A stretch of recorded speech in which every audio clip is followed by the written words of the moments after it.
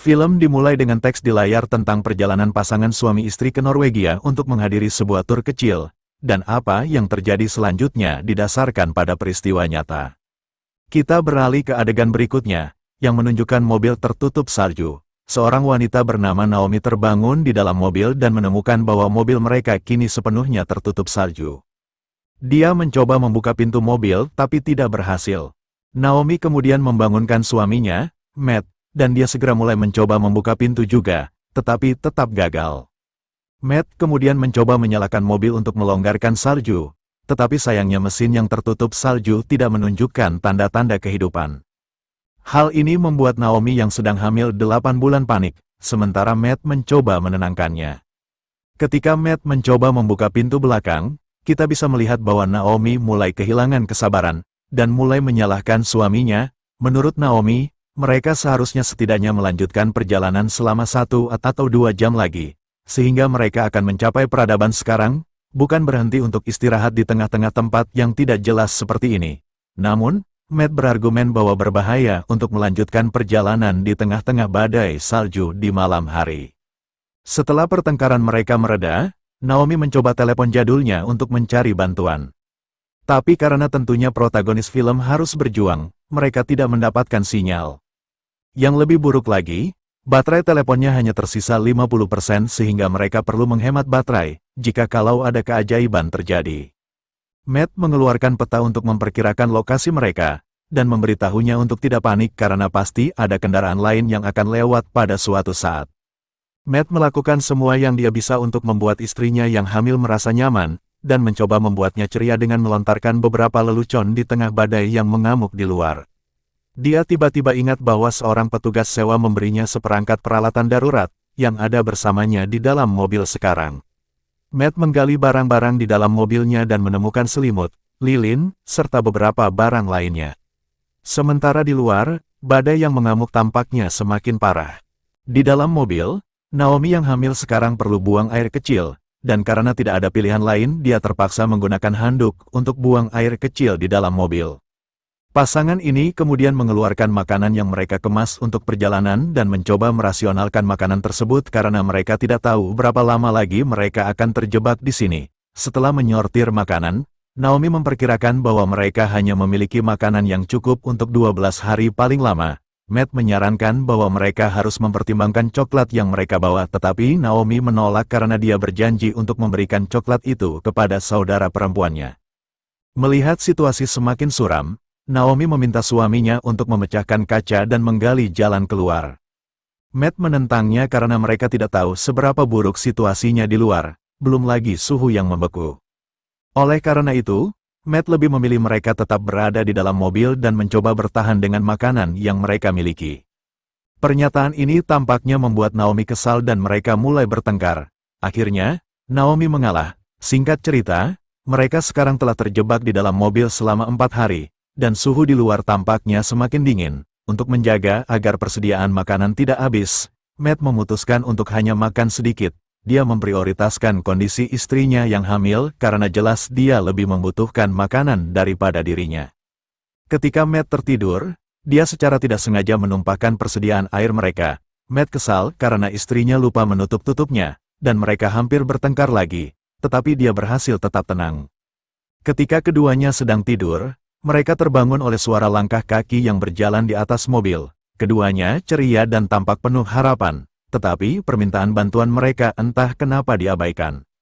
Naomi menjadi putus asa sementara Matt menenangkannya dengan mengatakan bahwa semuanya akan baik-baik saja. Sekarang hari ke-7, setelah seminggu terjebak di dalam mobil yang tertutup salju ini, Matt sekarang mencoba memecahkan jendela mobil dengan memanaskan celah pada jendela dengan lilin. Naomi yang tidak ada pekerjaan memutuskan untuk bermain-main dengan teleponnya dan tanpa sengaja menjatuhkannya, yang membuatnya terlepas dan baterainya jatuh. Dia merakit kembali teleponnya dan untungnya masih berfungsi dengan baik. Tidak terduga, dia menyadari bahwa mereka sekarang memiliki sinyal telepon. Naomi segera menelepon ayahnya dan dengan air mata mulai mengoceh tentang bagaimana mereka terjebak di bawah tumpukan salju dan membutuhkan bantuan segera. Namun sayangnya telepon mati segera setelahnya karena baterai lemah.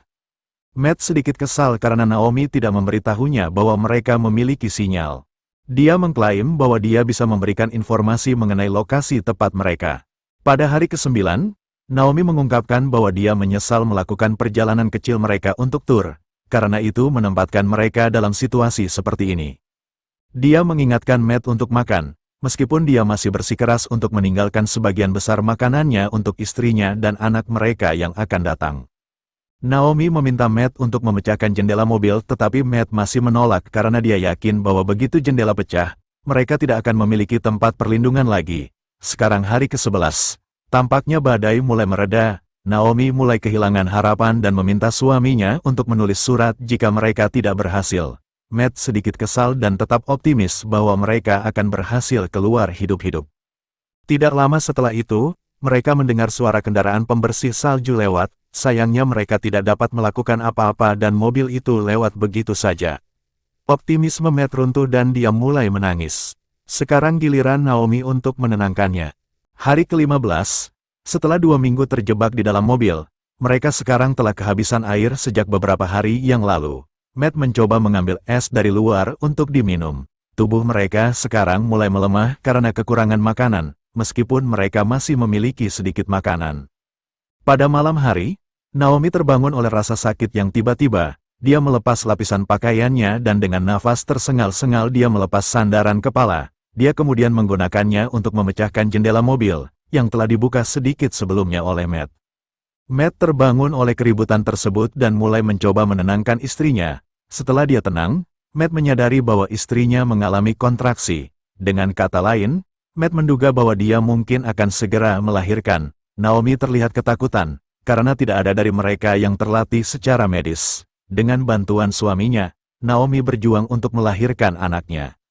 Secara ajaib seorang bayi perempuan yang sehat lahir. Pasangan ini bersukacita. Meskipun segala kemungkinan menentang mereka, mereka berhasil melahirkan bayi dengan selamat. Matt kemudian mengambil plasenta dan menyimpannya di dalam kotak. Hari ke-17, keluarga kecil ini tampaknya tenang dan mereka menamai bayi perempuan mereka Olivia. Pada hari ke-20, kesehatan Matt mulai memburuk karena suhu yang membeku dan kekurangan makanan yang dia konsumsi. Tidak ingin melihat bayi perempuannya kedinginan, Matt melepas jaketnya dan menggunakannya untuk menghangatkan Olivia sebagai gantinya. Dengan kekuatannya yang semakin melemah dia terus menggali es di samping mobil.